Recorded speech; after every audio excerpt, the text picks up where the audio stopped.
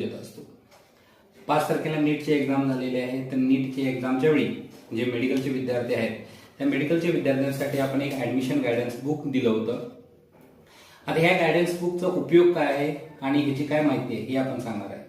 तर ह्यामध्ये आजचा जो विषय आहे त्या विषयाला धरून यामध्ये आपण डॉक्युमेंटची लिस्ट दिलेली आहे की आपल्याला जे ऍडमिशनसाठी काय काय कागदपत्र लागतात, विशेषतः मेडिकलच्या विद्यार्थ्यांसाठी आहे.